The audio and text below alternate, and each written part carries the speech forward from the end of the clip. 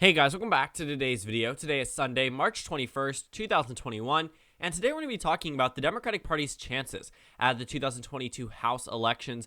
Looking at the 2020 election results, the Democratic Party certainly did not have the House result that they were expecting. The FiveThirtyEight forecast had put them at a point where they were expecting to get between 235 to 245 seats in the House of Representatives. It ultimately brought them down to 222, with the Republican Party flipping a total of 15 seats. Now, if you're wondering why these it brings them to a net gain of 12, it's because the Democratic Party flipped 3 seats, so it was a net gain of 12 for the GOP. They also won some of these districts from the Libertarian or Independent Party, depending on whichever political party certain rogue representatives that were previously Republicans had identified under.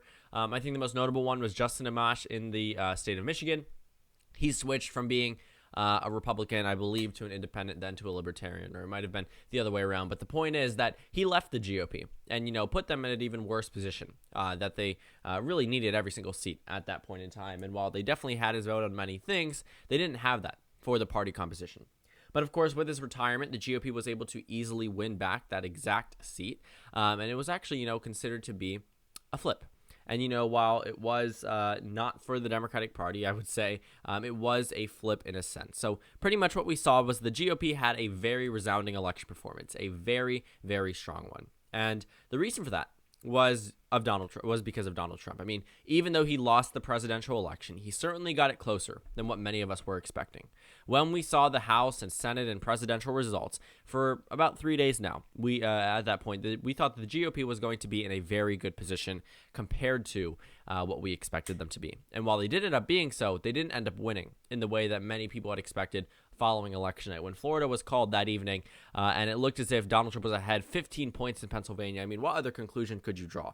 We did know there was going to be a red mirage, but when you're in the moment and when everything is so stressful and you don't know exactly how the election is going to go, you're going to draw conclusions that you otherwise might not have just looking at it, a month in advance or a month after. But just looking at the House results, though, there was no way really to spin this that the Democratic Party was doing well. I think it's unfortunate for the Democrats that Nancy Pelosi didn't really accept the fact that she had lost numerous House seats. I think that's the first step to the Democratic Party's potential defeat in 2022, just not recognizing the fact that in a year where it was record-breaking turnout on both sides, where Joe Biden won the popular vote by 7 million votes, the GOP still was able to pick up 12 seats. They were able to defeat plenty of Democrats, and I think that it was just a very unfortunate thing for a lot of these Democrats in office because the only gains they had were 2 in North Carolina that were given to them by redistricting and then 1 in Georgia. Other than that, the GOP districts that were picked up were actually competitive ones. These 3 flips are nothing to flaunt. I think the only one you could really say, was truly competitive was Carolyn Bourdeaux in Georgia's 7th district, and she won because of a retiring Republican incumbent, and she's probably going to be redistricted out. Which brings me to my next point. This map is so bad for the Democratic Party because of redistricting control.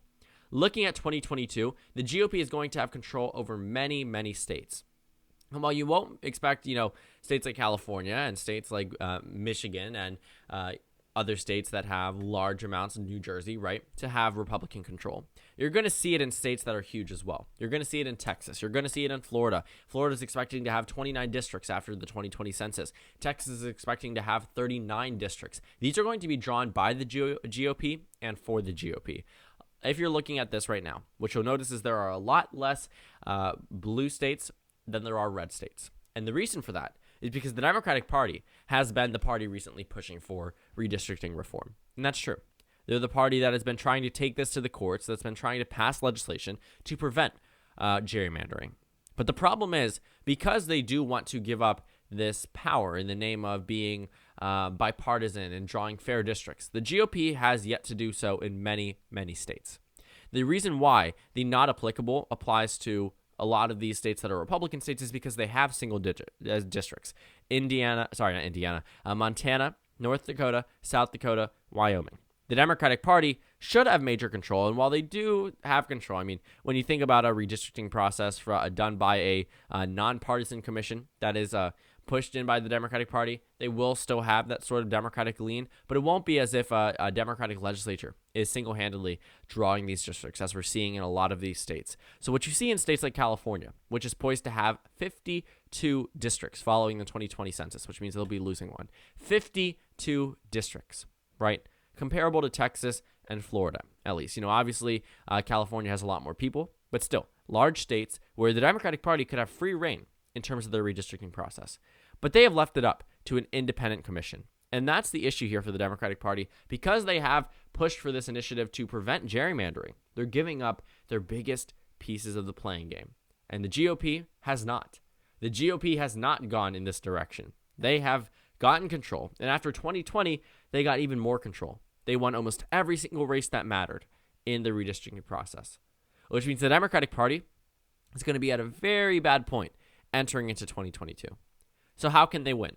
Well, you have to realize that they're going to need to avoid this red wave. They're going to need to keep Biden's approval rating high, and they're going to need to completely campaign on the COVID-19 relief benefits and their handling of the COVID-19 virus. You see, that was certainly in the minds of many American voters when they voted on the presidential level. The reason why Joe Biden won largely was because of COVID-19.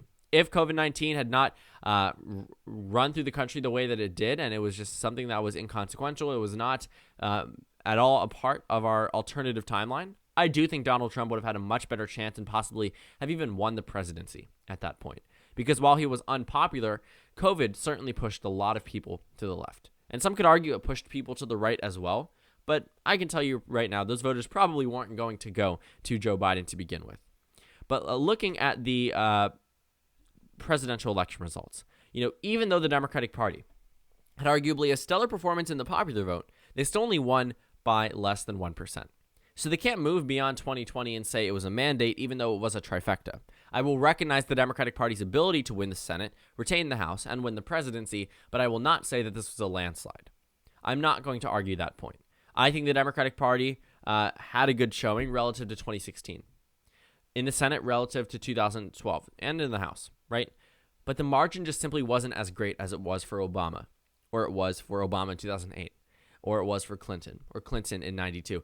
Or not Hillary Clinton, you know which Clinton I'm referring to, but looking at the 2020 results, they were lackluster. But the Democratic Party is going to need all of those states that voted for, all those districts that voted for Joe Biden to stay that way.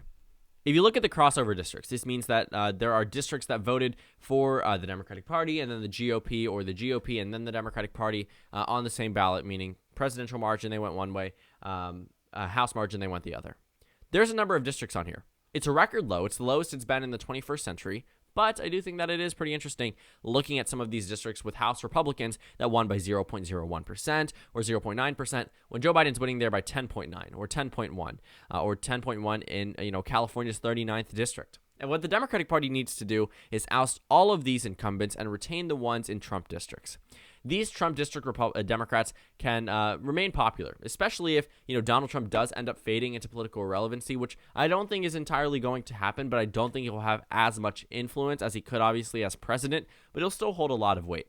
But I can't imagine he would have the time or put in the effort into certain districts if he's not getting that Trump-like candidate that he wants. And the problem is, in some of these districts, the reason why Joe Biden won the district and the GOP was able to win down ballot was because of Donald Trump. They didn't like Donald Trump. They did not want him to be president of the United States. They might have been Republican districts before, but they moved over because of Hillary Clinton, and Joe Biden moved them over even more. We're talking about white college-educated voters. We're talking about minority districts. We're talking about districts that have pretty much pushed away Donald Trump, but are open to electing Republicans.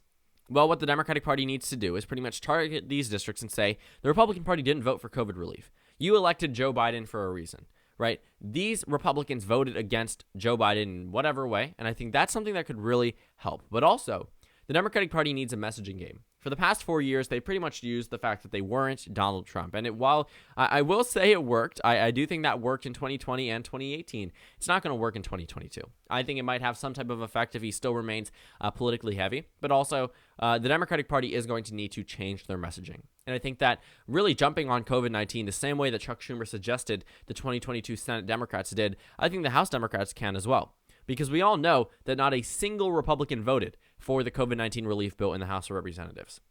The other bills that were done in the House, every single Democrat voted for.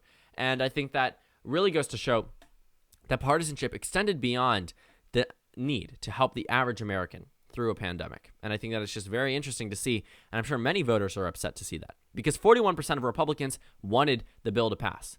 41% does not translate to 0% support in Congress. 41% of your party says, I approve of this bill. I want the $1.9 trillion stimulus check to pass. Bill to pass with the stimulus checks. I want this done. And the Republican Party said, we'll give you 0%, because that's what happened. And the problem, I think, for many Americans is that the Democratic Party was going to pass it anyway. And I think that the GOP tried to do everything they could to stop it and halt it, but they couldn't convince any of these Democrats. And then when you're looking at it from a pundit perspective, you have to ask, why did they do this? Did it really make sense? I get it. They are the party of being fiscally conservative, and they might run the risk of being primaried, but helping the American people certainly should come first. On top of that, you have to realize that if it was going to pass anyway, why didn't you just jump onto it? The same way that Susan Collins jumped onto the vote to not confirm Amy Coney Barrett, because it would be inconsequential. I mean, we knew that her nomination was going to pass. They had a 52-48 vote. And Susan Collins said, I will not do it, trying to be high and mighty. But we knew exactly why she did it, because it was politically smart. That's how it works in our current electoral cycle. The Republicans in some of these Biden districts could have been politically smart, but none of them seem to do so. So the Democratic Party can really take away some of these Republicans in Biden districts, especially the ones that were won by pretty considerable amounts. When Biden's winning by larger than the House of Representatives member, I think if 2022 doesn't end up being this red wave year and Joe Biden maintains his popularity, it certainly could be something that counteracts the losses through redistricting. But it's just going to be difficult. I think that the main thing for the Democratic Party is to focus on messaging, is to be the political party that has a message beyond not being Donald Trump. On top of that, I think they really need to ramp up their ground game. What happened in 2020 was also a result of the fact that the Democratic Party did not do much in person. They didn't do any in-person canvassing. They didn't do any in-person voter registration drives nationwide. They weren't able to hold these mass events that they used to, and they still ended up winning. Right? But that was through online campaigning. That was through phone banking. And believe it or not, there are voters that don't have a readily accessible phone. There are voters that aren't going to be online paroling around political websites or on YouTube watching YouTube videos. Some of these voters are very much lower income. They don't have internet access. They have a landline and they aren't too likely to pick up the phone. But if you knock on their door, they'll pick up. And this was done sort of in the Texas Autopsy report, where we discussed, what went wrong in Texas in 2020. When the Democratic Party was able to bring the margin closer, they still identified what went wrong. And I think the National Democratic Party certainly needs to do that as well. But I think they'll find very similar findings. They found in Texas, which I think that this can be applied to the entire country. But pretty much what happened was the voter registration drives held by the GOP in person were able to drive up turnout. When they knocked on doors, they had a much higher response rate than when they called. And that's true. If you get a random call from an unknown caller, you're probably not going to pick it up. But if someone knocks on your door holding political paraphernalia, you might be ticked off for a little bit, but you might end up being there just out of sheer awkwardness of them standing at the door. Whatever it might be, whatever drives these people to open the doors, you're still going to get some type of conversation. Being reached out to by a Republican candidate and then not knowing the Democratic Party campaign had called you, you're probably going to say the Republican Party was the only party that actually tried to reach out to me, even though that might not necessarily be true. We saw that voters that were reached out to by just one party were more likely to vote in that direction, and that makes sense. If you're able to speak to just one side, you're not going to hear the other side. If you don't have access to the media, if you don't have access to the internet, if you're working all the time, and a political party comes up to you and says, we want your vote, and the other party seems to be displaying no type of commitment to you, you're probably going to lean in one direction. And for the case of the Republican Party, that's what happened in 2020. They were able to do voter registration drives. They were able to knock on doors. They were able to do a lot of things the Democratic Party refused to do out of the name of COVID-19. And while I understand that public safety certainly was important, and then I think that the Democratic Party was able to do things safe, they also did run the risk and ended up losing as a result in a number of these districts because they did not follow through with a lot of what the Republican Party was doing. But now that we're entering into 2022 and herd immunity seems to be on the way, I think the Democratic Party needs to combine messaging with also ground game, because that's something that certainly was lacking in 2020 for obvious reasons, but not necessarily for the GOP. Not necessarily for the GOP. What happened down in Florida was the Democratic Party did not campaign as heavily. The Democratic Party started ramping up canvassing efforts a month before the election. Well, the GOP was already doing it months before the election. They already had an advantage. They already had the time. They had the volunteers. They had covered thousands upon thousands of more houses than the Democratic Party in districts, in states, on the national level. And I think that the Democratic Party certainly needs to replicate what the GOP did in 2020 in order to win in 2022.